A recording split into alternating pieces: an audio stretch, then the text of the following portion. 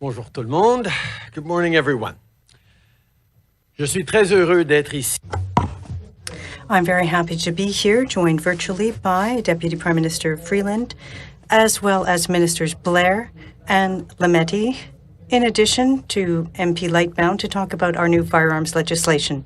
Before, I'd like to start with a short update on COVID-19 and vaccines. We are on schedule to receive our single largest Pfizer vaccine shipment to date. And next week, we're expecting an even larger shipment from Pfizer again. Yesterday, I spoke with Noubar Afeyan, chairman of Moderna. He confirmed that, as promised, we are on track to receive 2 million doses of the Moderna vaccine before the end of March. Months ago, we promised a total of 6 million vaccines by the end of Q1, that is, the end of March. That's exactly what we're going to deliver. Following that, the ramp-up phase in April will feature many more millions of doses. We'll all be better off as we see doses coming into Canada, getting into people's arms, helping our parents and grandparents, getting our essential workers vaccinated as we move into the spring. We're going to get there. And we're very much on track to ensure that everyone who wants a vaccine will get vaccinated by the end of September. Comme prévu, c'est donc... The Prime Minister continuing. 6 million doses, or 4 million doses rather, will arrive by the end of March. There will be an additional amount for the accelerated phase. Everyone will be able to receive a vaccine by the end of September. This morning, I spoke with Ursula von der Leyen, the President of the European Commission, who reiterated once again that the transparency mechanism put in place by the European Union will not affect vaccine shipments to Canada. Recently, some places across the country, like here in Ottawa, have started to ease public health restrictions. It's encouraging, for sure, but it doesn't mean that our fight against this virus is over. On the contrary, we still have to be careful. We can't be letting our guards down. This weekend, you probably heard that new variants of COVID-19 have now been found in all 10 provinces. Many provinces are also reporting evidence of community transmission of these strains. We're following the situation closely. Nobody wants a third wave, especially not with these new variants that are far more contagious. For my part, I'm going to continue working from home as much as possible, even though when I can, I'll come into the office. Getting that balance right is something we're all going to need to look to. We see various provinces opening up their restrictions, and that's a good thing. But at the same time, we need to be making smart choices about how we keep our contacts down, how we prevent COVID-19 from spreading to our loved ones through our community by being careful. We need to limit our movement as much as possible. We need to avoid gatherings. We need to keep wearing our masks. We need to download the COVID Alert app, which will help you, particularly if we're all going out just a little bit more. Having that app that will alert you to exposures around you will help. And even if someone you love has been vaccinated, we need to be careful. We can still transmit, particularly given these new variants, if we're not careful. That's why we have to remain vigilant, even as it's welcome news that things seem to be loosening just a little bit. Aujourd'hui, je veux aussi parler... Today, I also want to talk about what's being done to protect Canadians from the scourge of gun violence. In some of our cities, gun crimes are on the rise. This is unacceptable. No one should be afraid of being a victim of a sniper or a stray bullet. As a parent, I know full well that our greatest fear is receiving a tragic call, telling us that the worst has happened. In a country like Canada, being a victim of being in the wrong place at the wrong time should never happen. Not at the park, not at the mosque, not at school, not anywhere else. Last year, to combat gun violence, We banned more than 1,500 assault weapon models as promised. These weapons are tools that have been specifically designed to kill as many people as possible, as quickly as possible. And they have no place in our society. We also promised to introduce legislation that would deliver on the rest of our commitments, and that is exactly what we're doing today. Firearms were used in 40% of all homicides in Canada.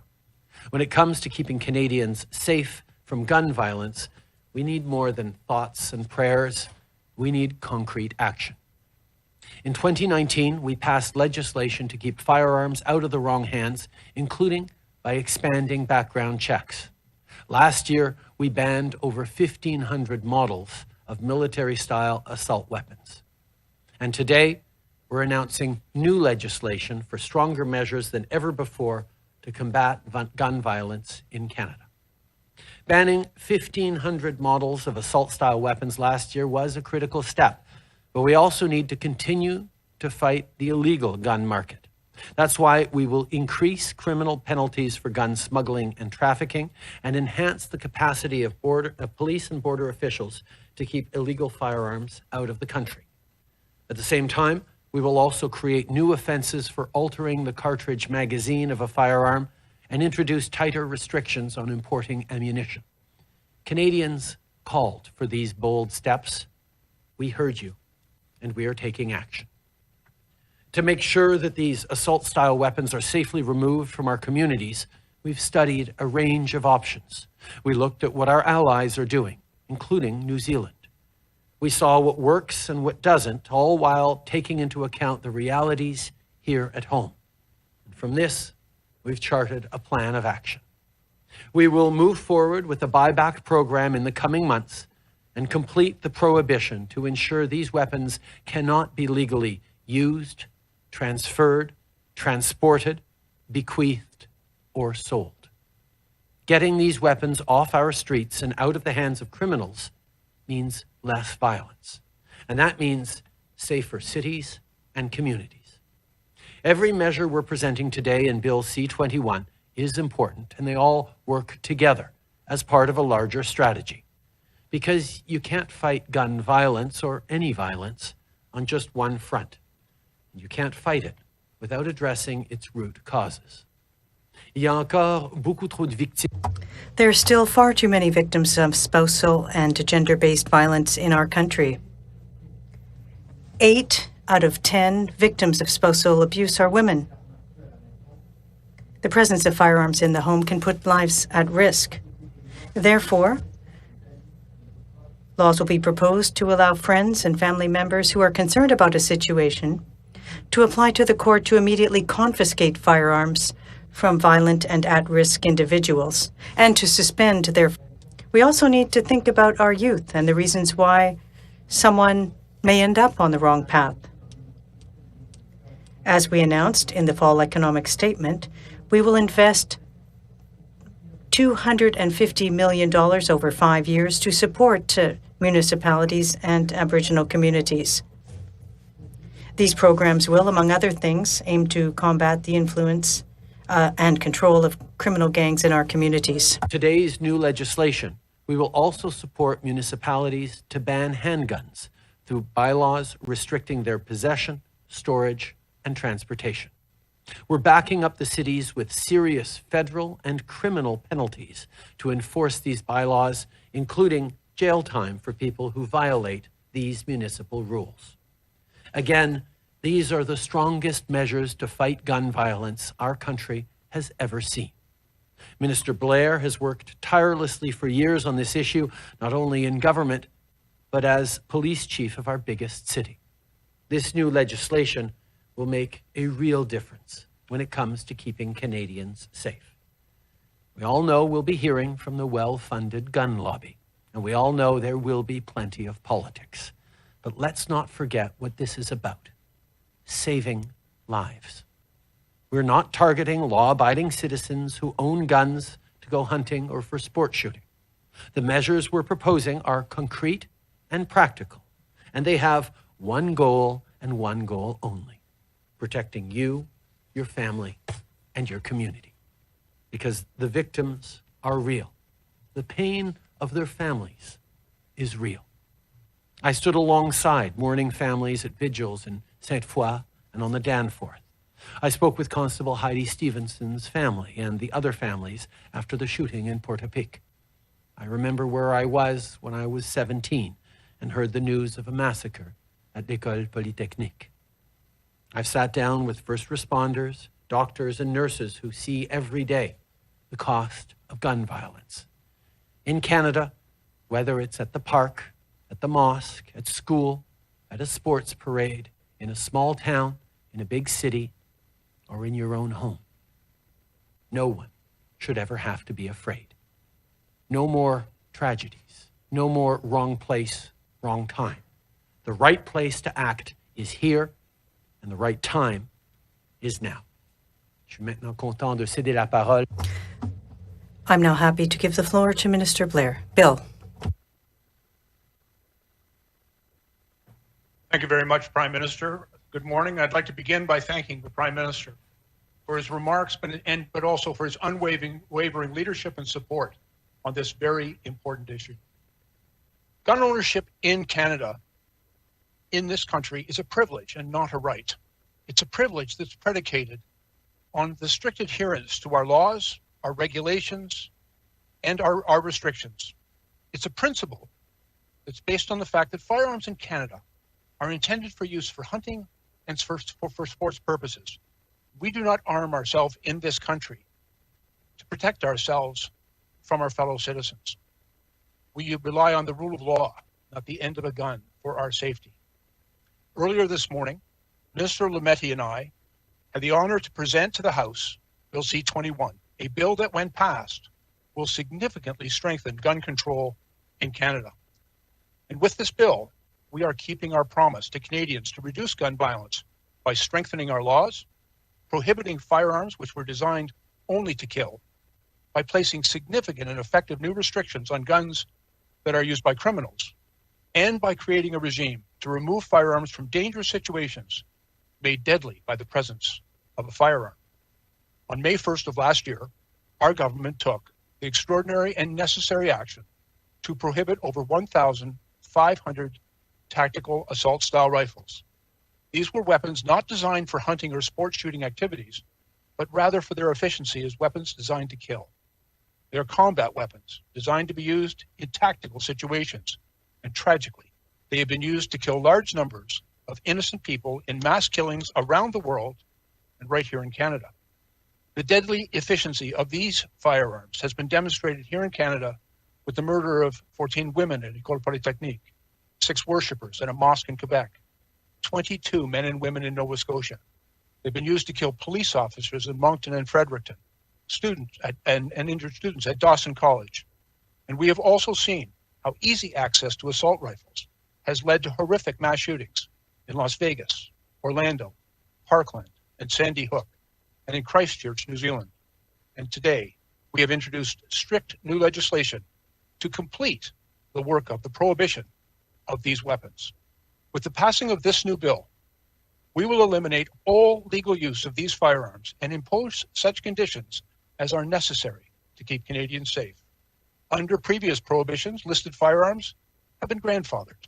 This allowed owners to not only to retain their prohibited firearms, but in many cases, to continue to shoot them at a range, to sell them to other licensed individuals, to acquire additional prohibited weapons, to transfer their ownership, to transfer and to bequeath them.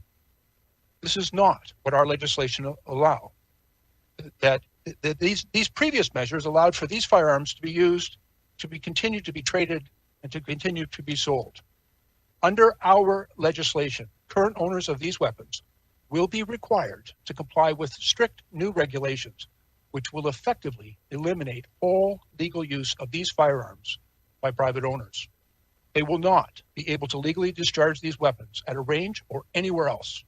They cannot be transported, sold, traded, transferred, or bequeathed. And we will also define strict new secure storage requirements. And finally, all persons wishing to retain these firearms will be required to obtain a license to possess them and register all prohibited weapons in their possession. With these measures, it'll enable the authorities to know exactly who has such firearms, what they have, and where they are stored. And violating any of these requirements could result in serious criminal charges. We know that the vast majority of Canadians who previously acquired these firearms did so legally, and that they will continue to obey the law. We also know that as these new measures will eliminate all legal use of these weapons, the majority of existing owners will have no reason to retain them. We are creating the appropriate conditions and protections to facilitate a fair, respectful, and safe buyback program for these newly prohibited weapons. We believe that the large majority of the newly prohibited firearms will be voluntarily surrendered for compensation.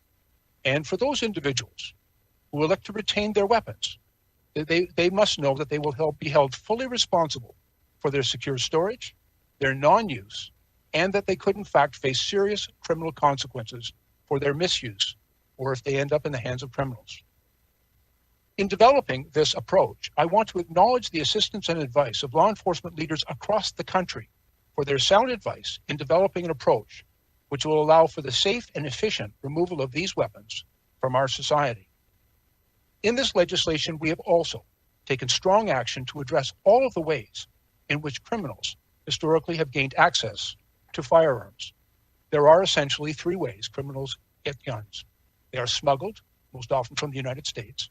They are stolen from legal owners or from gun retailers, or they are criminally diverted when someone purchases them legally and then sells them illegally. And therefore, we are strengthening our controls at the border. We are requiring secure storage of restricted weapons in a safe or a vault, and we are giving the police the tools that they need to detect and to prosecute people who divert guns into the hands of the illegal market. Firearm smuggling and trafficking penalties will be increased. We will make sure that the police and the courts have the tools they need to prevent, detect, prosecute, and hold to account those who profit from illegal firearms trafficking. And we have listened to the police and to gun violence advocates across the country to strengthen controls for larger capacity magazines, ammunition, and replica firearms. And finally, we are also taking important action to remove firearms from dangerous situations that can be made more deadly by the presence of a firearm. We will introduce what is sometimes called extreme risk laws or red flag laws. They will empower not just the police but others who, upon becoming aware of the presence of a firearm in a dangerous situation, can take effective action to have a court order the removal of firearms from that individual or from that dangerous situations. These dangerous situations can include such incidents as domestic and intimate partner violence, where a person may be suicidal or emotionally disturbed, or where there is evidence that a person is advocating hatred and violence against women, a religious minority, or any vulnerable person. I want to be clear. This is not shifting the onus onto the victims of these terrible crimes, but rather broadening the authorities, not just of the police, but to all of us, to take effective action to remove firearms from a dangerous situation. It will also more effectively enable officials to suspend a firearm license where the circumstances indicated it is necessary and appropriate to do so. To support these strong new measures, we are also investing, as the Prime Minister has indicated, significantly in law enforcement and our border services to ensure that they have the resources to interdict the supply of guns onto our streets and to implement the new measures that we are bringing forward. We're working to eliminate the pernicious effect of systemic and structural racism that has led to disparate victimization in racialized and Indigenous communities. And in order to do this, we are investing in our kids and our communities to address the social conditions that give rise to gun violence. And we'll be providing support to the many community-based organizations that are doing extraordinary work to change the social conditions that give rise to gun violence and to support the victims of domestic and intimate partner violence and to protect vulnerable people. I'd like to conclude by acknowledging that the overwhelming majority of firearm owners in this country who use their firearms for hunting and sport purposes are law-abiding. They are responsible in their use of firearms. They purchase them legally. They use them responsibly. They store them securely. They obey all of our laws. They earn the privilege of firearm use and ownership in this country, and we respect them for that. There is nothing in the measures that we are bringing forward intended to interfere or make more difficult the activities of legitimate hunting and sport activities with firearms. But we also recognize that firearms in the wrong hands or in the wrong circumstances can result in tragic outcomes. And therefore, we are taking the steps that are necessary to keep Canadians safe. There's overwhelming evidence that strong gun control leads to a reduction in gun violence in countries where it has been implemented. We are fulfilling our promise and taking the measures that we promised Canadians we would to keep them safe by effecting strong gun control measures in this country and ensuring that where firearms are in the hands of someone with criminal intent or in circumstances that can lead to tragedy, we are creating the tools that are necessary to remove those firearms from that situation and to keep Canadians safe. Thank you very much.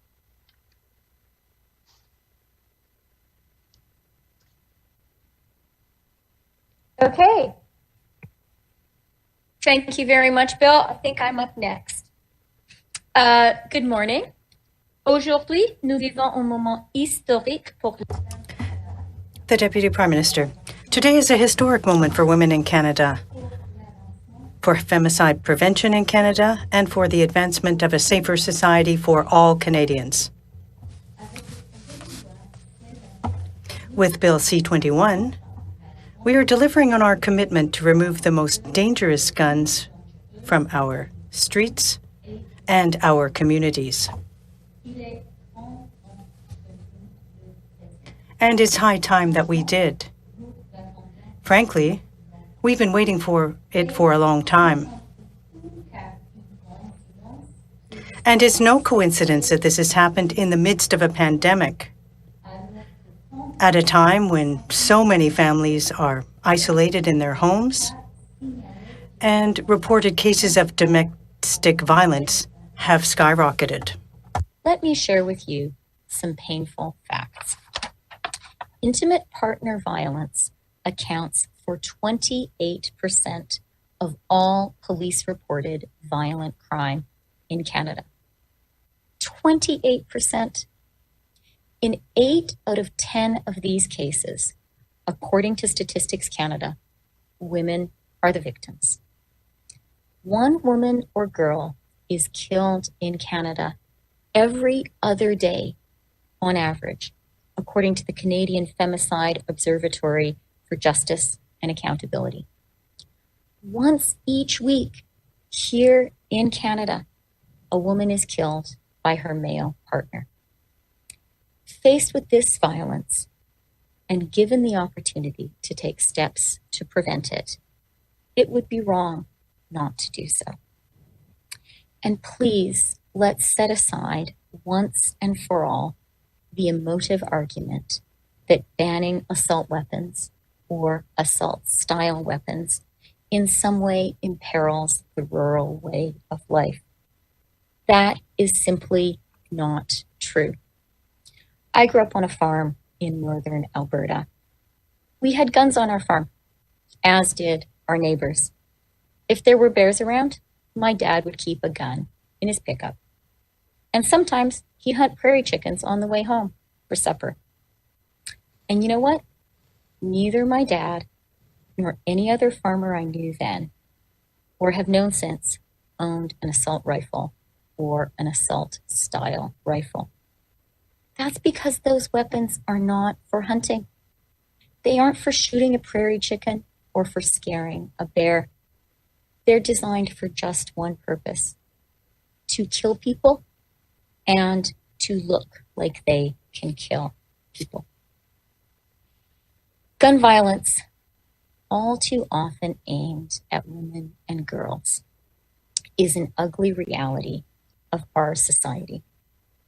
We have to face it, and we have to do everything in our power to end it. We do that by tightening gun control, as we propose to do with this legislation. In doing so, we will make Canadian women and girls safer. We will make all vulnerable populations, including trans and two-spirited people, racialized Canadians, and Indigenous people in Canada safer. We will make Canada a safer place to live for all of us. Thank you. Merci.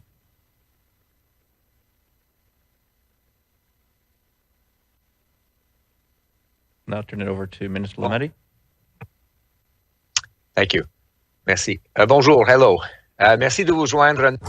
Thank you for joining us this morning for this very important announcement on Bill C-21. You from the traditional territory of the Algonquin people. Je suis heureux de me joindre aujourd'hui à mes collègues.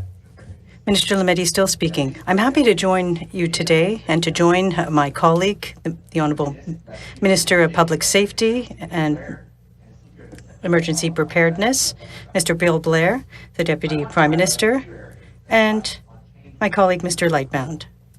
We know that reducing gun smuggling into Canada is essential to reducing illegal access to firearms. Our proposed legislation includes measures to keep illegal guns out of Canada. This includes increasing the maximum penalties for criminal code offenses of gun smuggling and trafficking from 10 years to 14 years imprisonment. We are also proposing to extend the prohibition on the import, export, or sale of air guns that exactly resemble a conventional regulated firearm, just as lower-powered replica firearms are already prohibited. Les armes à feu de ce type menacent la sécurité publique. Weapons of that type are a threat to public safety because they're not easy to distinguish from regulated firearms. They're easily accessible. They can be used to commit an offense, and although they are less powerful than traditional firearms, they are likely to cause injury. What's more, because they resemble real firearms very closely, police officers have to consider them as such. We're also adding a new offense dealing with the modification of a magazine. At present, an overcapacity cartridge magazine, which enables continuous firing without having to reload, is already prohibited. However, modifying a magazine beyond that capacity isn't an offense, even though this represents a danger to public safety. Offense. Anyone who alters a cartridge magazine to exceed its lawful capacity could face up to 5 years of imprisonment. Throughout the COVID-19 pandemic, we've seen isolation, declines in mental health, and increased risks of domestic violence, all of which have a disproportionate impact on vulnerable populations. Now, more than ever, we need to do more to ensure that Canadians feel safe. Nous sommes conscients que même si une arme n'est jamais utilisée, we're fully aware that even if a gun isn't used, its very presence makes a situation more dangerous and threatening. That's why the legislation introduced today includes significant measures for violence among intimate partners, gender-based violence, and self-harm.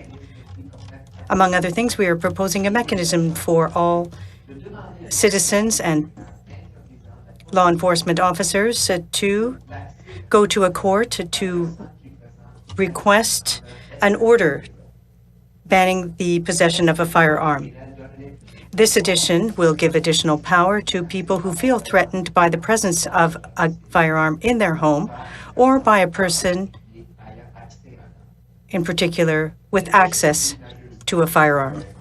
To announce that we will be making improvements to the classification framework. This review we are proposing will examine various issues and close gaps in the law.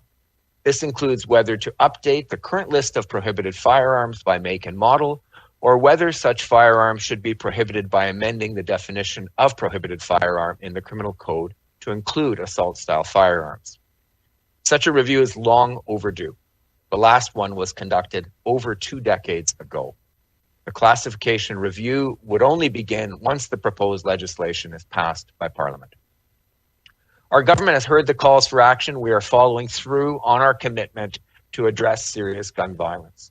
Today's proposed reform is another step towards strengthening Canada's gun control framework as we work together to keep our homes, our communities, and our country safe. Thank you. Merci. Thank you, Mr. Lametti. Yes, Lightbound. Oui, bonjour à tous et merci de vous joindre à nous. Mr. Lightbound, Good morning, everyone, and thank you for joining us.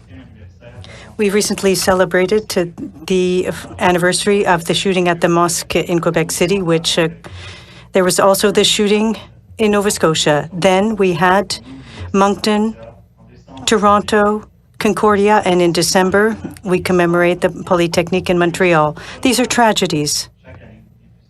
Each year, there are shootings that don't make the news because they occur in homes. In 2018, more than several thousand victims of violence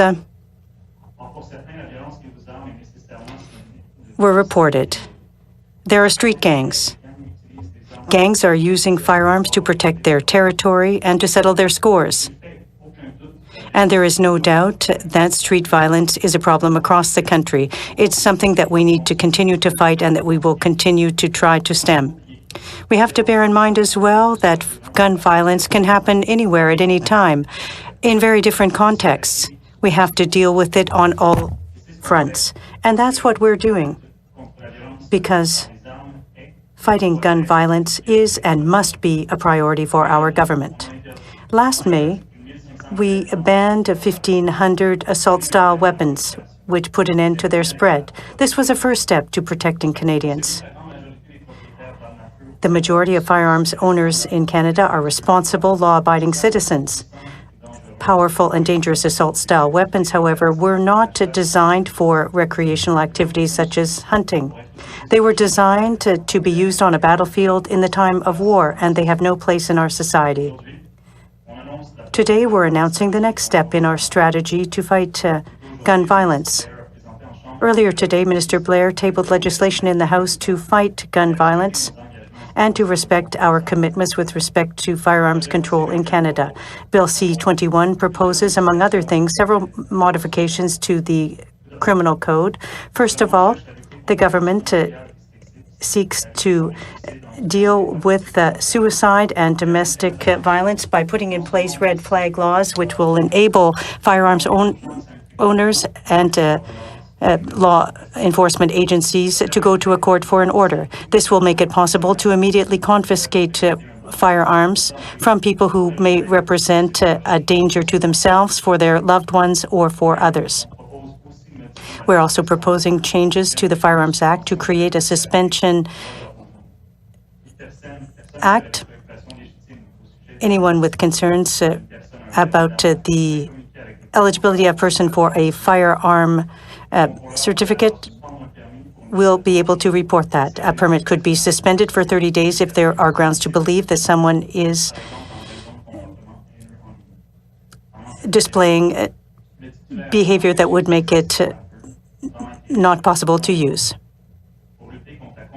In order to deal with trafficking and smuggling, we are also putting forth a change to increase the maximum fine from 10 to 14 years. The bill will also change the Firearms Act to ensure that restrictions are complied with for storage and transportation of firearms in places adopting these municipal regulations. This will be a requirement for a license, and non-compliance can lead to the revocation of the permit. This is a scourge in many municipalities, and it is important to impose restrictions. Finally, this bill proposes offering firearm owners a opportunity to store firearms. This means that someone could agree and decide to store firearms at home, but will not be allowed to bequeath them, transfer them, or sell them. Over time, the number of prohibited firearms will decrease considerably and eventually be eliminated from Canadian society. For people who wanted to dispose of their firearm, the government will offer a buyback program, as mentioned earlier. In summary, these are the changes being proposed. Changes that will ensure that firearms don't end up in the wrong hands.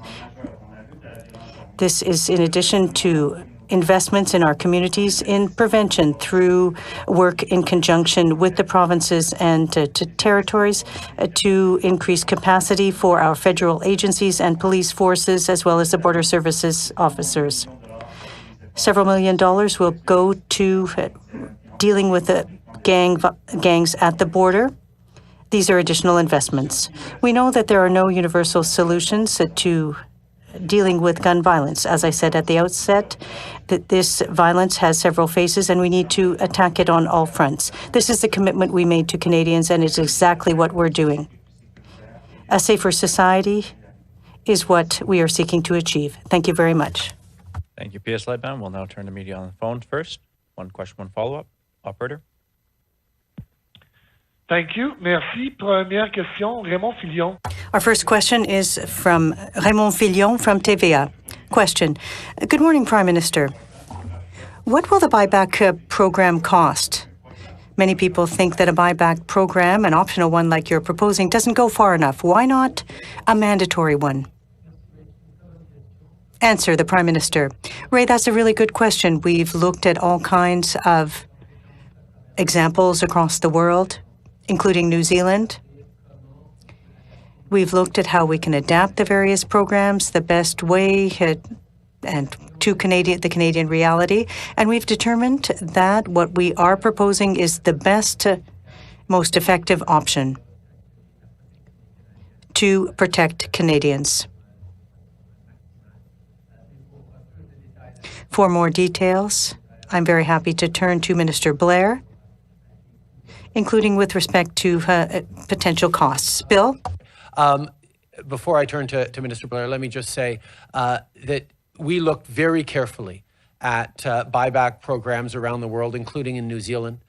We reflected carefully on what the right model would be given the Canadian circumstances, and we went forward with the model that we think will be the most effective in keeping Canadians safe from gun violence. On further details, I'm happy to turn to Minister Blair, who's been working on this for many decades. Bill. Thank you very much, Prime Minister. I want to acknowledge as well the very strong advocacy from a number of different community groups who represent the tragic victims of gun violence. And they are very concerned about the presence of these firearms in our society, as are we. And I want to explain to them that, first of all, we looked very, very carefully, as the Prime Minister has indicated, at the experience in other jurisdictions, notably most recently in New Zealand, but also buybacks that have been undertaken in other jurisdictions, such as Australia. In those circumstances, what we found is that very often, if authorities and governments did not have adequate and comprehensive fulsome information about actually who has these weapons, what weapons are possessed out there, and where they are located, it limits the effectiveness of a buyback program. And so through Bill C-21, we are going to require that people who are in possession of these weapons, who, by the way, and I would point out, acquired them legally when it was lawful to do so. And since we have prohibited them, we want to make sure that we treat with those individuals who acquired them legally, respectfully and fairly. But under this legislation, first of all, we will require them to require a license and to provide information on what firearms, in fact, they possess and where they are located. We are also introducing strong new measures that virtually eliminate all legal use of these weapons, which will create a very strong incentive for people to voluntarily surrender them for compensation. And as well, we have, in consultation with law enforcement, we have consulted with them on how a compulsory buyback might be affected. And they have strongly indicated that, first of all, they would need information as to where these weapons were located and who had them. They would also have to form reasonable and probable grounds in order to get search warrants to do searches and seizures. And so based on our experience and our analysis of other jurisdictions, and as well in consultation with law enforcement in the safest way to effect our purpose of removing as many of these weapons from our society as possible, we have proposed to introduce through this legislation strong incentives for the surrender and compensation of these weapons, eliminating all elements of legal use. They can't be shot, they can't be traded, they can't be transported, they can't be sold, and they can't be bequeathed to the overwhelming majority of Canadians who are. And for those who may choose to retain them, we have very strong measures in place to ensure that they will never be used legally as a firearm that they will always be stored securely. And if the circumstances of their possession should ever provide evidence of a risk, either in an intimate partner violence or domestic violence situation, or where a person may be suicidal or emotionally disturbed, or where the individual may be involved in advocating hate and violence against a religious minority or any other vulnerable purpose, we're providing and developing the tools that are necessary to remove all firearms from that dangerous situation. Mr. V, Ray? Yeah, I didn't get an answer on the cost of the buyback program. If you could provide one, that'd be great. Et j'aimerais aussi entendre le Premier ministre sur la question. Mr. Fillon still speaking. What about the vaccines? Does your government regret not having funded the efforts by the Canadian and the production of a Canadian vaccine which was being developed in Canada? Answer, the Prime Minister. Purchasing vaccines is based on expert advice from our vaccine panel. These experts had the capability and the experience to analyze the various proposals put forward and to choose the ones with the greatest potential for Canadians. Clearly, choices had to be made. We ended up with one of the best portfolios of vaccines across the world, with more doses per capita than any other country. We have made investments as well in Canadian productions because we know that providing or ensuring vaccine availability domestically and obtaining it internationally are both important. Question? Operator? Thank you. Merci. Next question, Christy Kirkup, The Globe and Mail. Line open. Hello, good morning. Prime Minister, you mentioned learning lessons from New Zealand, but there is a mandatory buyback program in that country. So why is your government backing away from the mandatory buyback pledge here? We have, since last spring, banned assault-style weapons in this country. 1,500 different models that can now no longer be used, shot in one's backyard, transported, sold, bequeathed, transferred. Since last spring, these assault-style weapons cannot be used in Canada. That was a significant step forward. We are now ensuring that there is a buyback program so that Canadians who lawfully purchase these weapons are treated fairly and respectfully, and now that they are next to useless as weapons, are able to obtain fair compensation for that. But as Minister Blair explained, we also need to ensure that anyone who chooses to keep those weapons needs to store them securely, needs to inform us fully about all the details on those weapons and demonstrate secure storage for it while not using it. These are the things that we have determined is the best path forward to keep Canadians safe, to get as many of these weapons out of circulation in this country as possible, and to ensure people are safe moving forward. But again, I'm happy to turn to Minister Blair for further elucidation of this. Yeah, thanks, Prime Minister. And Christy, when the New Zealand government prohibited assault rifles in their country, they estimated that there may be as many as 150,000 of them in the country. But like us, they did not have a registry of all of those weapons. And so it was a best guess estimate of how many were out there.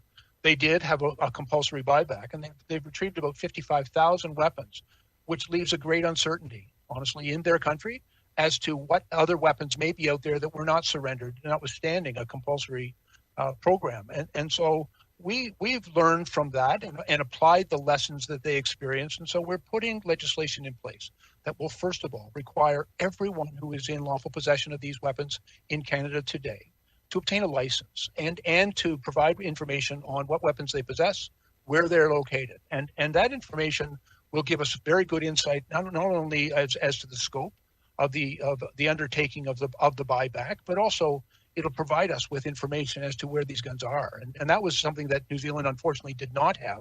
I think they did an extraordinary job, that lack of that information limited their success.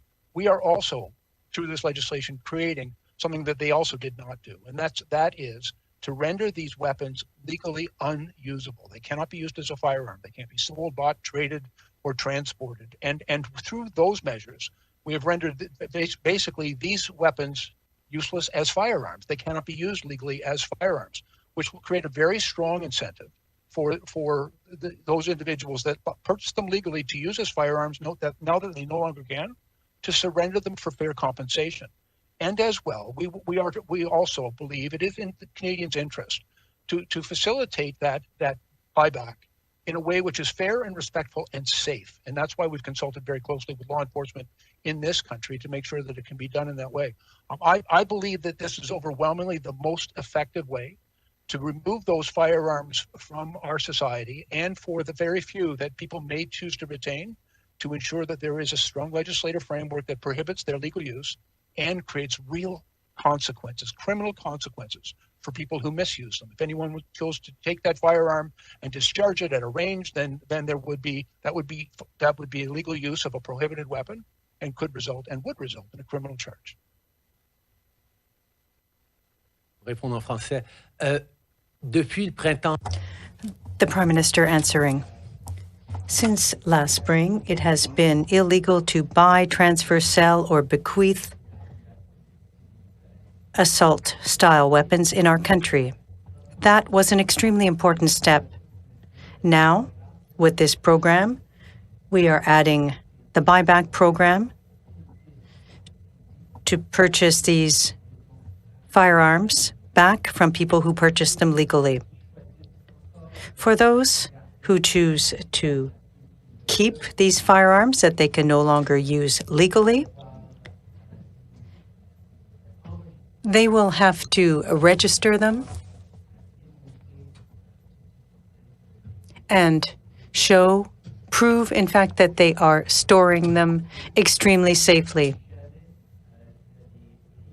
If ever those conditions are violated, there will be severe conditions, strict conditions. Based on everything we've learned across the world, we find that this is the best way of moving forward and the best way of protecting Canadians from gun violence. Hello, Christy.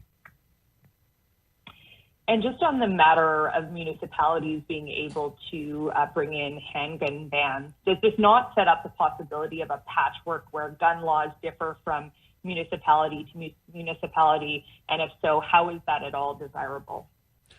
The laws on storage of firearms are uniform across the country. Our expectations on being handled safely and securely by law-abiding gun owners are secure across the country. But we recognize that there are many municipalities who have expressed a desire to move forward with further restrictions, including banning the possession, transportation, or use of firearms, particularly handguns, within their city limits. And we are now moving forward to enable those bylaws passed by the cities to have federal and criminal consequences for anyone who violates them.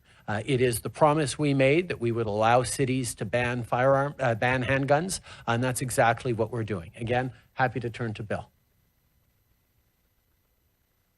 Thanks, Prime Minister. It's important to note, first of all, that handguns are already highly restricted weapons in this country. We have strict licensing requirements and necessary and appropriate restrictions on their use because of their concealability and greater danger, and we know that they represent a significant risk, and that's why we restrict them. With Bill C-21, first of all, we're introducing additional restrictions on those firearms with respect to people who criminally divert them into the hands of criminals. And very importantly, we're introducing very strong new measures on secure storage, because we know many of these guns are being stolen from legal gun owners and from gun retailers across the country and then used in tragedies everywhere. But we are also working with municipalities, and in our conversation with municipalities, they have clearly indicated a strong desire to impose additional restrictions on those firearms appropriate to their unique circumstances and their concerns about gun violence. And if we just look at the most recent past, where a 15-year-old young woman was shot and killed in Montreal. A 14-year-old girl was shot in Toronto. The gun violence that's taking place, not just in urban centers, but in communities across this country, is deeply concerning to all of us. And we're making sure that we're going to support municipalities in imposing additional and appropriate restrictions up to and including, bans on the possession, the storage, and the use of firearms within their jurisdictions. We believe that the measures that we put in place for the whole country are strong and rigorous, but we acknowledge and respect the concerns that municipalities have expressed to us about the need for additional restrictions in their communities. And we're going to facilitate that through this legislation so that their regulations and restrictions will also be a requisite compliance for people who have licenses for restricted weapons, that they'll also have to comply with all of the restrictions imposed by the municipalities in which they reside. Merci. Prochaine question. Operator. Thank you. Merci. Prochaine question. Lina Deeb, La Presse Canadienne. Next question. Ms. Adib speaking. Good morning, Prime Minister. Minister Blair just talked about the death of the young girl in Montreal. Mayor Laplante talked about the tragedy, and she said she doesn't want a municipal handgun ban. She wants that to come from the federal government. Can you tell her how this bill will help the Mayor of Montreal to resolve her problem? Answer from the Prime Minister. During the last campaign, we promised cities we would ban handguns, and this is exactly what we're doing here. We acknowledge that realities are different across the country, but all cities and municipalities that want to move forward with additional restrictions beyond the very strong restrictions we're already placing on handguns across the country will be able to do so with criminal consequences for those who do not comply with the municipal regulations. I also want to underscore the importance of other measures that we have put in place to combat trafficking in handguns. We have made consequences rather harsher and more strict for handgun owners who transfer them or sell them subsequently to gangs. There is a great deal of work that needs to be done with all of our partners in the municipalities across the country. Follow-up question, Lina Adib. With respect to the buyback program, Minister Blair has said that the problem in New Zealand was that they didn't know where the firearms were. You're saying that with this bill, a permit will need to be held. We'll know where they are.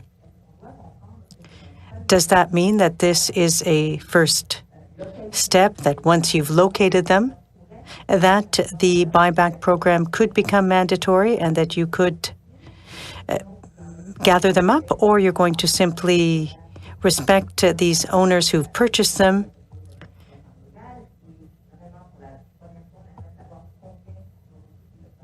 and for the third time, we'd like to know what the buyback program will cost. Answer, the Prime Minister. These firearms that people purchased legally over the years are now completely useless. They cannot use them legally. They can't sell them. They can't transport them. They can't fire them in their yards.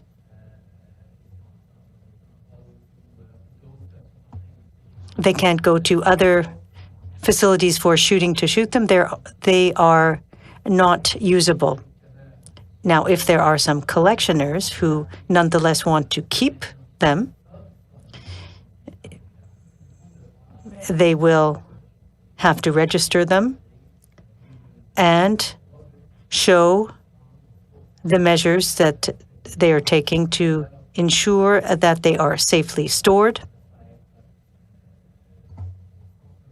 and cannot be stolen, borrowed, or used in any way. In the years to come, because these weapons can't be bequeathed to a subsequent generation,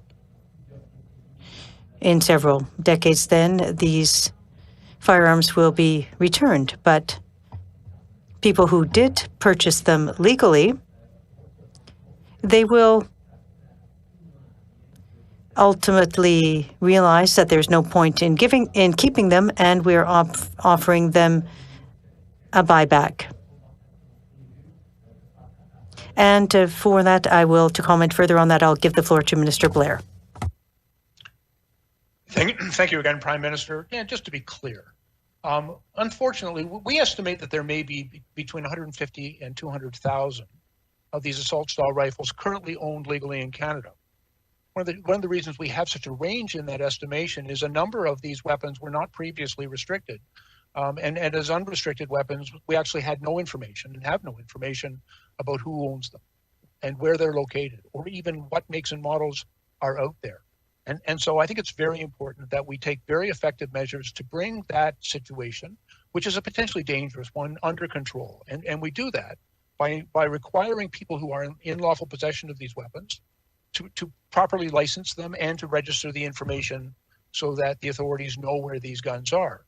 I also believe that through the effective legal measures that we're implementing in Bill C-21, as the Prime Minister has indicated, we're eliminating all legal use of these firearms. It's important to recognize that the Canadians who purchased these weapons prior to the Prohibition did so legally. They did it according to the law.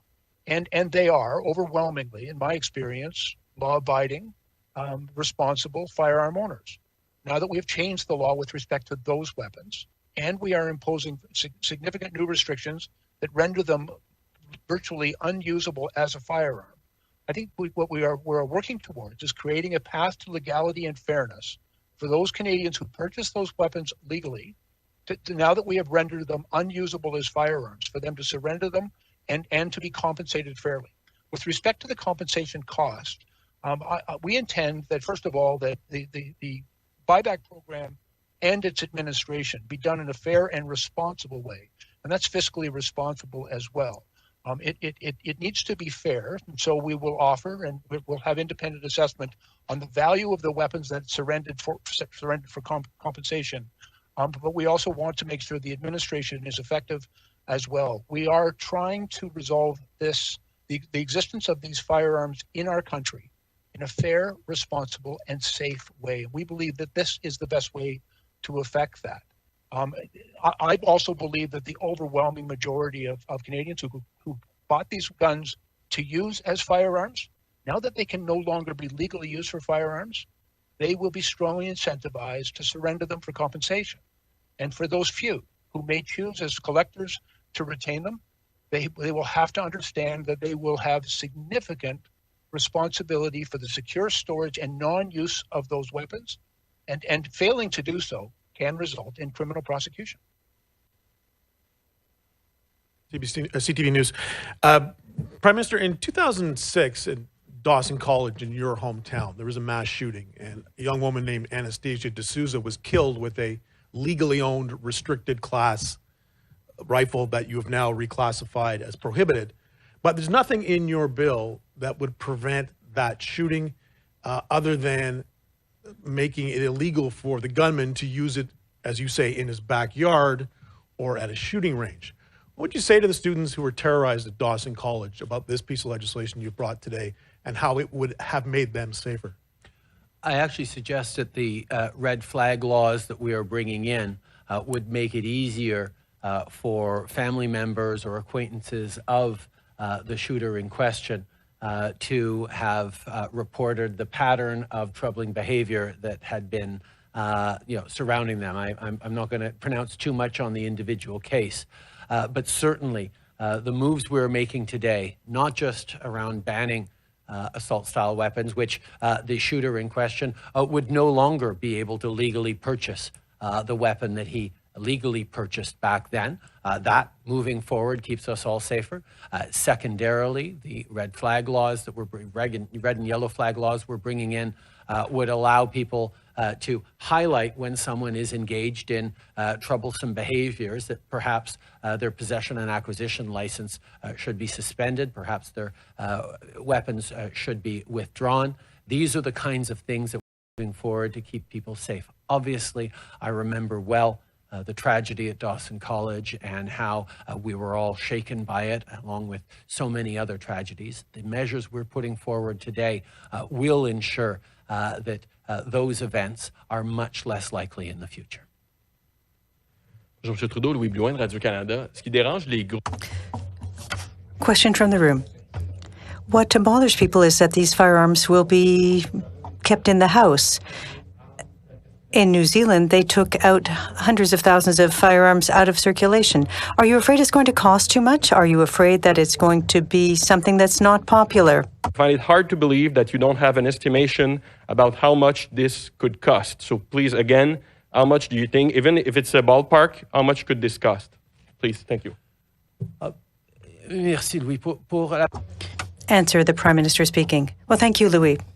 For the first part of your question, we know that the vast majority of people who purchased these firearms legally, firearms that are now illegal, assault-style weapons, will realize that they can't use them as a firearm, they can't use them, they can't transfer them, they can't sell them. They will willingly relinquish them with compensation. For people who do want to keep them, we will keep a record of all people who will want to keep them legally. That will result in a massive decrease in the number of assault-style weapons across the country, and it's an important way of keeping Canadians safe into the future. I'll now go to Bill. And thank you very much, Prime Minister. Prime Minister, as you said, what I would tell the students of Dawson College is that the weapon that was used in that terrible day to kill one of their fellow students and injure 8 others was no longer available in Canada. That effective at May 1st of last year, we prohibited that firearm and nearly 1,500 other weapons exactly like it that were designed to efficiently shoot and kill people. And so that weapon is no longer legally available for sale. You know, as we see in other jurisdictions, and most notably just to the south of us, where they have a much different approach to firearms, we have seen an incredible proliferation of these types of weapons throughout their society. In Canada, we've ended that. We've ended that with the prohibition on these assault weapons, and we are frankly nailing the coffin shut with the new regulations we're bringing forward in C-21. That through legislation, we are rendering all of those weapons illegal for use in any way in Canada. And I think that's the assurance that I would provide to those members, and so that we are also taking steps to identify all of those weapons that currently are owned in Canada and in the possession of Canadians, to identify what those weapons are, where they're located, and who's in possession of them. And we are taking the appropriate actions to strongly incentivize their surrender and compensation. And finally, we're taking action to ensure that for those weapons that are not surrendered, that they can never be legally used and they'll be appropriately stored. With respect to your question on the buyback, it really depends. And as I've said, we don't have a precise calculation of how many of these weapons are currently owned in Canada. And if we take the estimate, for example, of 150 to 200,000 of these weapons that would be surrendered and for which compensation would be paid on an average price, and we've done some calculation on this, of approximately $1,300 per firearm. The estimate is somewhere between $300 and $400 million, but it really depends on knowing exactly how many of these firearms and what is currently possessed in Canada. The process of determining through a fair and objective assessment as to their fair market value, and ensuring that the administration of that program is done in the most efficient, safe, and effective means possible. But we are, I think, taking the appropriate measures to make a buyback program effective, to remove the overwhelming majority of these weapons from our society. And by the actions we took last May and the actions we are now reinforcing through this legislation today, we have ensured that these weapons will never be legally used in Canada. And I believe the program that we have proposed is the most effective, safe, and responsible to remove the vast majority of them from our society. Hello, Prime Minister. I'm Mike Blanchfield, Canadian Press. I want to circle back to the the non-optional buyback idea. Experts say that buyback programs are more likely to fail than compulsory ones. So why have an optional one? And you referenced earlier the blowback that you expect from the gun lobby. Are you making a political calculation here, as well as another sort of calculation by taking this approach, given that expert opinion seems to suggest that a mandatory buyback might be the best course of action? I will turn to Bill Blair for the expert opinions and analysis that has been done on the best way to keep Canadians safe from assault-style weapons, which we banned last March. But on the politics of it, obviously, there are political elements in this. But the core of why we are doing this, the core of why Canadians want this done, is to keep our communities safe. In Canada, people can use guns for hunting and for sport shooting, not for personal protection. And there is no need for military-style assault weapons anywhere in this country. That's why we moved forward with a ban on those weapons last year. That's why we're moving forward with what we have determined as being the best way to keep Canadians safe from these weapons going forward. Bill. Yeah, thanks, Prime Minister. I appreciate the opportunity. It's a very useful question because it gives me an opportunity to clarify what the buyback program that we are proposing. When I was the police chief in Toronto, we used to run amnesties where we would tell people if they wanted to surrender their firearms voluntarily, we would provide compensation. One year we had a program called Pixels for Pistols, where we had made arrangements to give people a camera in lieu of the gun. Those are voluntary programs, and it's based on people who no longer, they choose, they have no longer any use for that particular firearm, so they surrender it. That's what a pure voluntary program is. That is not at all what we are proposing. And so when the experts, and I read the opinion of one on the newspaper, he was talking about comparing a compulsory buyback where there would be legislation requiring people to surrender their weapons versus the type of voluntary amnesty that we've run in municipalities and provinces across the country. What we are proposing is very different than that voluntary program. What we are proposing, first of all, is through strict, strong legislation to identify all of these weapons in our society. Other jurisdictions, such as New Zealand and Australia, did not do that. And therefore, although I think they did some extraordinary work, they can't with confidence say that they got even the majority of the weapons in their country. Their estimates of what they actually retrieved versus what they believed were present in their country are far apart. And so we want to close that gap. We want to close that gap with knowledge and data. And so we're implementing strong legislation that requires the people who currently own these guns to acquire a license and to provide data and information to register them all. So we'll know exactly where they are, we'll know what there is, and we know who's got them. And as well, we're also implementing very strong legislation that changes the nature of those firearms. They are no longer legally can be used in this country. And they can't be sold, they can't be transferred, they can't be traded. They can't be bequeathed to the next generation. They cannot be discharged. You can't take them hunting, can't take them to a range, can't even drive around with them. They've got to be locked up in a safe in your home. And as a result of all of those regulations and restrictions that we are putting in place with respect to those guns, we have rendered them virtually legally useless in this country. And we are offering a program of fair compensation to those people who bought them legally. We've changed their legal status in this country to prohibit it. We've ended the proliferation of these weapons in our country. And this is, in my opinion, the most effective and responsible way to, first of all, identify where all these weapons are and to take the steps necessary to remove them from our society.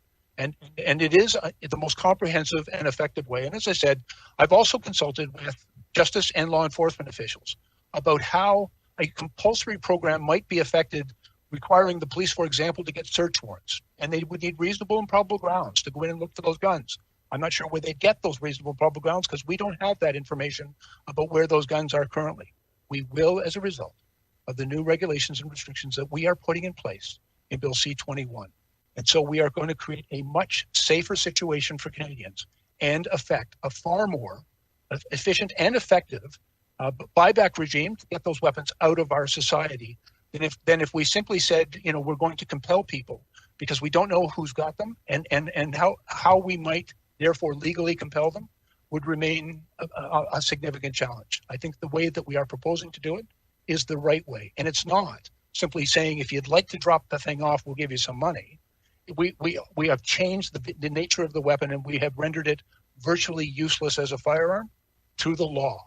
And as a consequence, we believe the vast majority of rational firearm owners will choose to surrender them, be compensated, and they may go and acquire other firearms which are not prohibited and are therefore far less dangerous. If I may, Prime Minister, before the next question, I'd also like to be very clear. This is about public safety. I appreciate that there are, political interests, and I'm sure we'll hear blowback from the gun lobby. This is about keeping Canadians safe. This is an acknowledgement that those weapons were designed to kill people and have been used to kill people in this country. That's why we prohibited them. It's why we are working hard to ensure that we have all of those weapons under legislative control, that they can't be used as firearms. And why we are taking the steps that I believe will be the most effective to remove those firearms from our society. And it really is about keeping Canadians safe. That has been our overriding priority from the outset, and we'll continue to work towards that end. Régulièrement, The Prime Minister. Regularly, in the media following an attack, we hear people say, well, this isn't a time to talk about politics. It's not their time to talk about firearm control. It's a time to be there for families and to reflect on how we can better support each other. It's also a time to react. We're a government that moves forward to protect Canadians. There will be political debates surrounding it, but what's important to bear in mind is that Canadians want to be protected from firearm violence. They want to see fewer innocent people killed, less domestic violence involving a firearm. We have a responsibility, all of us, to protect each other. And of course, there will be political debates. It's important for that to happen. But we have to remember that at each step along the way, our objective is to protect Canadians, to keep communities safe, and that is exactly what we're doing. Prime Minister Tom Perry, CBC. My question is about China. Conservative leader Aaron O'Toole said this morning that China's treatment of its Uyghur minority is a genocide. He says that Canada should be pushing for Beijing to lose the Olympic Games. What more evidence does your government need to see before it concludes whether or not a genocide is occurring in China? And given we're even discussing the possibility of a genocide, is Beijing an appropriate venue for the Olympics? First of all, on determinations of genocide, the principles of international law and the international community in general, I think rightly, takes very, very seriously the label of genocide and needs to ensure that when it is used, it is clearly and properly justified and demonstrated so as not to weaken the application of genocide in situations in the past. And that's why it's a word that is extremely loaded and is certainly something that we should be looking at in the case of the Uyghurs. And I know the international community is looking very carefully at that, and we are certainly among them, and we will not hesitate from being part of the determinations around these sorts of things. We have been consistent in our concerns and our condemnation of human rights violations around the world, including the situations in Hong Kong and in Xinjiang and elsewhere. We will continue to work with the international community and move forward on making the right determinations based on facts and evidence as appropriate. In regards to the Olympics, we continue to be very, very vocal in standing up for human rights around the world and calling out human rights abuses, as I have personally in the past directly with Chinese leadership, among many others. We know that the International Olympic Committee, the Canadian Olympic Committee, the Canadian Paralympic Committee, and others are looking very closely at this issue, and we will certainly continue to follow carefully. D'abord, il faut savoir. The Prime Minister speaking. First of all, the word genocide is a very important term. It's a loaded term in the international community, in international law as well. We have to ensure, when using it, that it's justified and that it is the reality. Because we wouldn't want to attenuate or minimize genocide that has been declared genocide in the past in the course of humanity. So it's a word we must use cautiously, with rigor.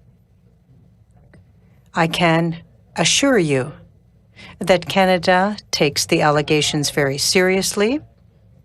We are working with our partners and the international community to make a determination, if it applies.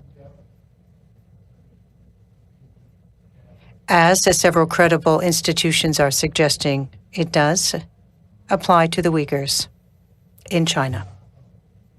With respect to the Olympics,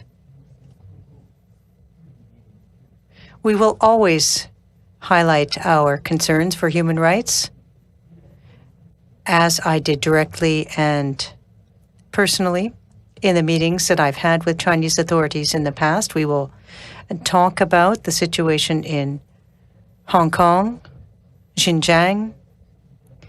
We recognize that this is an important conversation to have. With the approach of the Olympics in Beijing, we also know that the International Olympic Committee, of course, we will monitor that closely. Reluctant to use the phrase genocide because of China's continued detention of the two Michaels? I think the primary concern we have as a government that has always been responsible about using this extremely loaded term is not applying it to things that don't meet the very clear internationally recognized criteria around genocide. There is no question that there have been tremendous human rights abuses reported coming out of Xinjiang. And we are extremely concerned of that and have highlighted our concerns many times. But when it comes to the application of the very specific word genocide, we simply need to ensure that all the I's are dotted and the T's are crossed in the processes before a determination like that is made. We recognize that there are different organizations and even countries that have made that declaration, and the international community and didn't want to have block cities. Could you comment on that? Answer from the Prime Minister. First of all, we have very strict restrictions on handguns across the country. We are putting forth more restrictions with the way that people store them safely, how people protect them, consequences if they're sold, to whom they are authorized to sell, if they're simply buying one to sell it after the fact to a criminal. We have measures across the country that will tighten up restrictions and limits surrounding the purchase and use of handguns.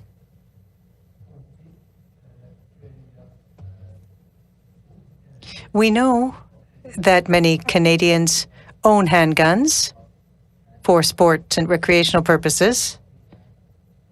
They are responsible handgun owners who follow the rules rigorously. We're not interested in punishing those people across the country. We recognize that there are cities like Toronto and Montreal, for example, that want to take a step farther with stricter restrictions. And so we are putting forth measures to enable those cities to limit or ban handguns from their municipal areas. There would also be federal criminal consequences that could apply to people who do not respect those measures. I'm happy now to allow Minister Blair to provide additional details on the measures that are being offered to municipalities. Go ahead, Bill. Thank you, Prime Minister. And in preparation of this legislation, we've done a very broad consultation with Canadians right across the country, and we recognize that there are very different circumstances in different places. And for example, I'm from the city of Toronto, work very closely with the mayor there and with law enforcement in large municipalities across the country dealing with the scourge of gun violence, and particularly the vast majority of shootings in those places are handguns, and there's a deep concern.